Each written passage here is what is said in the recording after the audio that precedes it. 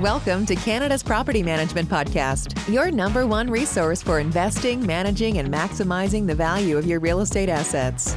And now, here's your hosts, Carla Brown and Adrian Schultz, Canada's rental property experts.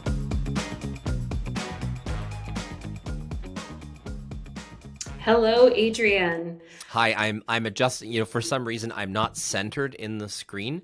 And since you routinely make fun of me on these episodes, I think it's really important that people get the full picture. Yeah, can you be totally in the middle just like me, because we're almost wearing the same color shirt, so we kind of look like twins today. So my shirt when you said can I be in the middle, I was thinking politics again, and I wanted to talk politics, but we won't do it today. Okay, let's get down to business. Today on the podcast, we're going to talk about how to evaluate a potential investment property. Because this is one that comes up where they want to buy a property, so now all of a sudden they're looking at houses for sale, right? And there's so much more that goes into this picture to figure out whether or not you are buying a good investment property. So you're an investor, Adrian. Let's start at the top and work us through some of the things that you would normally do when you've made the decision that now you're going to buy a property. Well, first of all, I think it's important that we point out the sort of the shiny car syndrome that many real estate investors get, or shiny house syndrome, I guess, where, you get a listing and it's a rental property, or could be one, and it looks like it's in the price range that you think you would be able to do the deal, and you just want another rental so bad that you go and put in an offer, right? And you think, I don't care about the details because long-term, it's for sure a good investment, right? And with my first couple of investment properties, I was that way too. And sometimes when there's a little bit of money kicking around, I can sometimes be that way again. But I think it's really, really important that regardless of how much desire, how big the opportunity, or how much cash you have available for the down payment, that you really, really put it through these filters. And first and foremost is when you're looking at that potential investment property, think about it as is at that current state.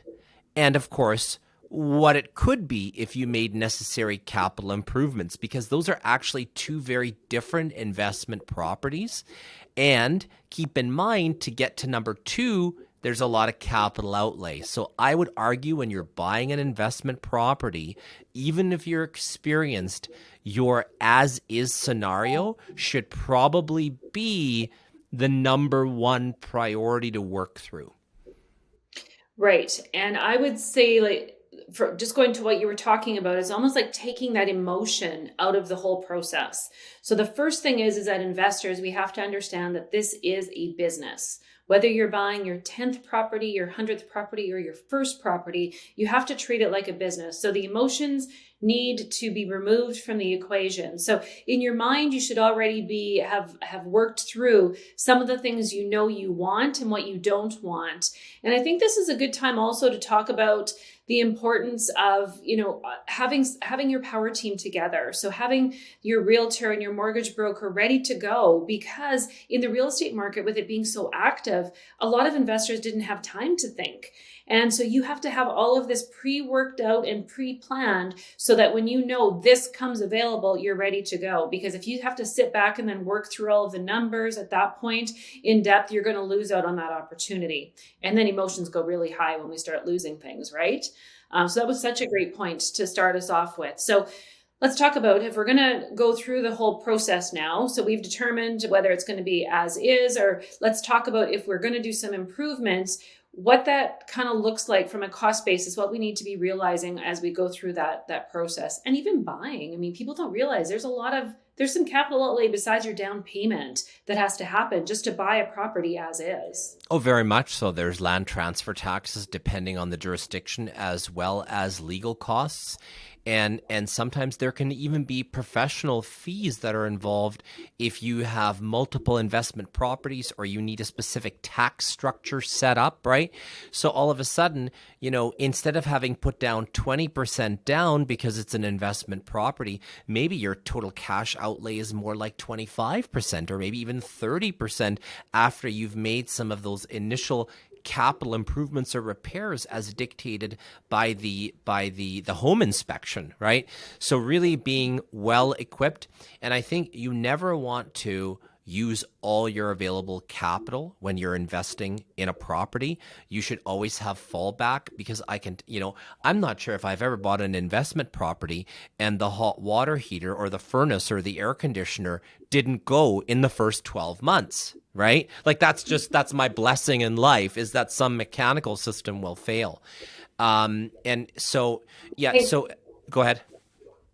Sorry, I think there's kind of like some allowances that you're going to have to factor in all the time when it comes to that, right? So you have to factor in the maintenance allowance. You have to factor in vacancy allowance. Like all of these things need to be part of that whole analysis to make sure that what you are buying is something that you really truly can afford to buy, because you can't buy it and then just think that this is my mortgage payment and I'm going to get that amount for rent and we're going to be sailing.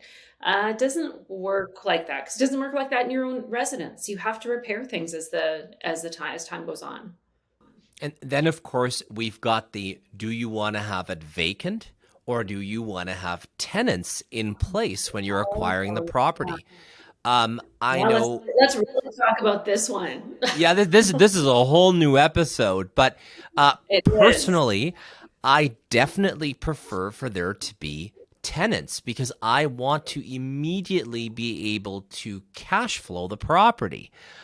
But if you have tenants, you can throw your improved scenario temporarily out the window, because you can't just get rid of tenants, right? What's your preference? Right. Well, I prefer vacant because I really like to choose the tenants, because I'm pretty picky. Because I see problems all the time with what I call inherited tenants. And when you buy a property with a tenant, you have to really understand what you're buying. You have to understand what that lease agreement reads. You want to know more about them, as much information that you're able to get them, because there's some privacy stuff that falls into all of that as well. And then you now have to gain the trust of them, because they might have really liked the owner before you. So, there's personalities, there's all of these things. I mean, I think I'm pretty likable, don't you think, Adrian? Yes, but we can have differences of opinions. So right, Carla exactly. likes her investment property vacant when acquiring, and I like mine occupied. Usually we agree, but we're going to disagree on that one. Current expenses. One of the most commonly overlooked expenses and maybe opportunities I find is property insurance. Time and time again, I have seen performas reflect the insurance expense. It was actually being insured as a primary residence or as a secondary residence on a homeowner's policy. And the problem with that is twofold. Number one, it's the wrong insurance, so it may not actually provide you adequate coverage, okay? But number two, it does not contain the necessary tenant coverage and lost rental income coverage if something goes wrong. And in today's residential insurance market, you really want to validate the insurance cost that you're being given. Just recently, I saw someone acquire a property. It was a duplex, and the annual insurance premium was $1,400. And when they went to insure it, it was $3,000, more than double. And that's because, in fact, it had been insured as a primary residence with a second suite. And that's over $100 a month. That's a big amount of money on something like a duplex. So really digging into those current expenses line by line to validate them, to assure that those will be your expenses under your ownership as well. Yeah, I think insurance is a whole nother topic that we can really talk about to really make people understand not the importance of insurance. We all know that, but some things to really watch with different insurance brokers as you're going through this purchasing of an investment property. The other part that comes into play with that is the condo fees. If you are buying a condo or a townhouse, I've heard a lot of stories of, the ability for condos to get insurance is getting harder and harder out there in the marketplace across Canada. And so if you are buying a property and now you know what your mortgage amount is, and you know what your taxes are, and you know your taxes are going to kind of fluctuate a bit, you've got these condo fees. Those condo fees, they're very variable. And they're out of your control. They're out of your controls, exactly. So you really need to investigate. We all get the estoppel certificate. People don't necessarily understand what that's all about. Make sure you have a good lawyer that's read through that thoroughly so you understand what you're buying so that you do have that safeguard. But I actually have really been advising our investors to stay away from the condos and townhouses right now, just for that reason, is that if you're looking for cash flow, it's hard right now. And just to give our listeners more insight on that, condominium corporation insurance in Canada, this year on renewal, the average premium is increasing upwards of 40%. Keep in mind that condo insurance as a component of condominium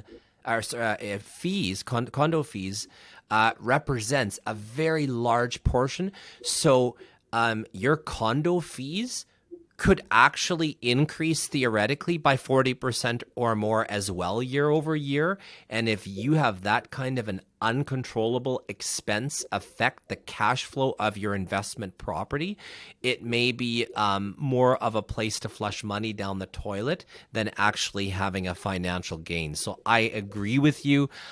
I love single family, duplexes, fourplexes, small multifamily, where you are in control of the asset versus a condo board or a condo manager layered on top of the efforts of a property manager of the rental unit.